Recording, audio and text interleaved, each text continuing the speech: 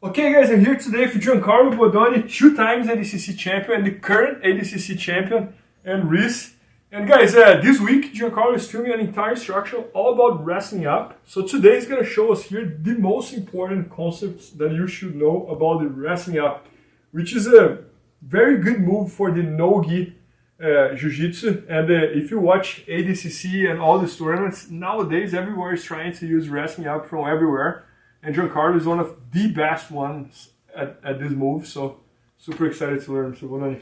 Yeah, guys. So, wrestling up. First of all, kind of just talking about some of the benefits and why you would go about wrestling up. When you talk about wrestling up from guard position, the takedowns, or I guess we would call them reversals in this situation, that you get from wrestling up from guard as opposed to just wrestling in general in standing position, come a lot easier with a lot less of the risks that you would get wrestling in standing position. In addition to that, when you actually think about reversing people in no-gi jiu-jitsu and getting sweeps to go from bottom to top position, the majority, and I would say like the vast majority of the sweeps in jiu-jitsu come from wrestle ups, or excuse me, the sweeps in no-gi jiu-jitsu come from wrestle ups as opposed to in gi jiu-jitsu. In the gi, when you go to sweep somebody, you have pant grips, you have collar grips, you're able to use those grips to your advantage and hang on to them for prolonged periods of time, to where if I wanted to go in and I wanted to reverse somebody, I could do it with just those grips alone, the grips that I initiated my off balance with, the grips that I initiated my sweep with. For no-gi, it's a little bit different. Typically, the way that I like to look at it is I like to look at it as you use the classical jiu-jitsu moves, the classical jiu-jitsu sweeps and guards as your entryway into a wrestle up, right? You can go straight for wrestle ups, of course, and we're going to talk about that, but usually the way that you look at it, and if you just kind of look at it as a trend in jiu-jitsu, if you watch jiu-jitsu matches and see reversal after reversal after reversal, you'll typically notice that a lot of the times, if not the majority of the times, it typically starts with some sort of classical jiu-jitsu move, say for example like a tripod sweep, that results in an off balance, but because I don't have the grips to be able to hold on to somebody, it typically ends with a wrestle up, right? I use the momentum of me coming up and my training partner trying to recover to go in and tackle the legs, tackle the waist, and put my training partner down with some sort of wrestle up and use it to get top position or get behind them. So when you think about wrestling up in no-gi from bottom position, the key is off balancing, right?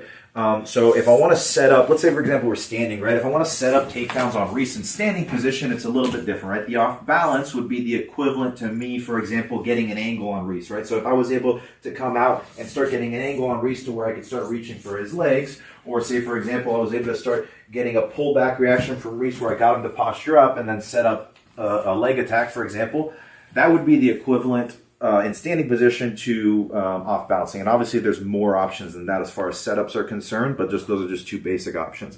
From bottom position, it would be off balancing somebody. There's a ton of stuff that goes into, what kind of wrestle ups I want to use, and reading your training partner's stance and posture. We'll just look at it for now from standing position. And the way that I like to look at off balancing somebody from a standing position and then going into a wrestle up is kind of like a tier of off balances. So let's say, for example, I'm here with Reese and I'm playing in a seated guard and I wanted to go in and get a reversal. The lowest tier, but still very effective way of off balancing somebody is kind of invisible, right? It's not something you can see, but it's something that you can feel. And it's related to my training partner's feet, right? If I can go in, if I'm looking to attack Reese and I can go in and I'm able to successfully pull all of Reese's weight onto his toes, it makes it very easy for me to go in and start pulling my training partner into leg entanglements and attacks that all come in a forwards direction, right? But if I'm able to use and feel the pullback reaction from Reese, all the weight starts drifting onto his heels. You can see that he starts kind of going backwards. So that's what gives me the ability to start going in and coming forward. So let's say, for example, I wanted to come up on a double leg on my training partner. I would typically start off with some sort of a pull. And as I get that pullback reaction, I realize that the weight's on the heels. So then I snatch the knees and I use that to start coming up and then feeding into my takedowns, right? Or my reversals. That I would consider that to be the lowest tier, and it's still very good. And the reason why it's really good And the benefit to be able to put somebody down and get top position on them from starting from guard versus in standing position is that I don't have to deal with a lot of the things that I would have to deal with shooting on the feet. And it's much more difficult for my training partner to sprawl on me because of the fact that I'm starting already low. There's no real necessity for me to penetrate and level change because I'm already here. So it's just as simple as a pull and a snatch. And from here, it's really tough for your training partner to sprawl when all of his weight's on his heels, right? The second tier and third and fourth, as we start going on, make it a lot easier for me to come up and take top position. So say, for example, I was down on my training partner. The next tier that I would say would be something like getting my training partner to stumble, but not quite fall, right? Not quite have to post out on the mat. So maybe, for example, I'm in a position like this, and I start kind of stumbling my partner and getting his feet to cross. Okay, this would be another degree of off balance. As we start going further into the off balances, I can do things that would put my training partner down to a knee. So say, for example, I go into a classical jiu-jitsu move, just a standard ashigarami. I start threatening my training partner with an ashigarami and I force him down to a knee, right? As he drops down to a knee, I realize that he's off balance, and then I can use that as a means of coming up and getting to my wrestle ups. Another variation of this would be something like getting my training partner's hands to the mat, right? So say, for example, I was able to bump my training partner's hands down to the floor. And then from this position, I didn't get his knee to the floor, but I got his hands to the floor. And I can start using that as a means of looking to come up on my training partner and go into variations of takedowns, double legs, ankle picks, and things of that nature.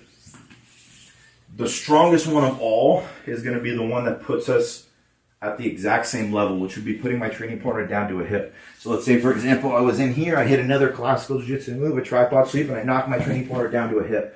Well, from a situation like this, when we both go to get up together, this gives me a really good opportunity for me to go in and start looking to put my training partner down or get behind him with some sort of variation of leg tackle or wrestling technique, right? Like coming and stemming down from the floor.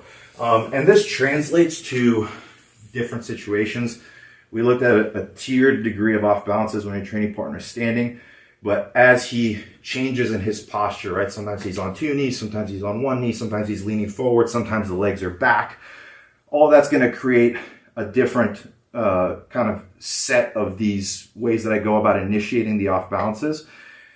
But the idea is I look at my training partner's stance, I look at their posture, I recognize, what abilities I have to attack him from a given posture. I create some sort of an off balance, and we talked about, again, there's tiers to off balancing. Ideally, I'm trying to get the maximum tier of off balance, which would be putting my training partner's hips to the floor. And then from there, I finish my reversal with the wrestle up. So it starts with jiu-jitsu, with classical jiu-jitsu, and then finishes with wrestle ups. That's typically the trend and the way that I look at it as far as no-gi reversals. Got it. Bodoni, trying to summarize everything here. So the first way is kind of like action and reaction. You pull the opponent down, and when he stands up a little bit, you go for the wrestle up. Yeah, he's going straight to the wrestle up. The third one is the one that you force them to place the hands on the ground. Yeah, I would say like getting their hands to the mat or getting their knees to the mat, or a lot of times you get both a hand or a knee to the mat. They're kind of relatively similar. The fourth one is the one that you force them to place the hip on the ground. Yeah, and that's the strongest one. And the second one is one that I don't know how to describe. It's just a degree of off balance. So if I can get my training partner to just kind of stumble to where he's almost going over, but he recovers. And then in that timing, you wrestle up. Yeah, it's enough of an off balance that I can't wrestle it up. But again, you look at it as a tiered way of doing it. Like if I told you wrestle up on him at that point versus with hips on the mat, your degree of success with hips on the mat is going to be much higher than your degree of success from there. So that's why I look at it as a tier. And then after a certain point, it's kind of up to us to judge whether or not, I'm going to go in and I'm going to utilize that as my means of going up. Maybe I'm early on in the match and I just got a stumble. Maybe I don't need to come up and reverse him immediately. Maybe I can try to increase my degree. Please help me out to grow my YouTube channel. Just click subscribe. And to watch more videos, just click under see more videos. I hope you enjoyed. BJJFanatics.com. Use the promo code YouTubeFaria to get 10% off any instructional video. Improve your jiu-jitsu faster.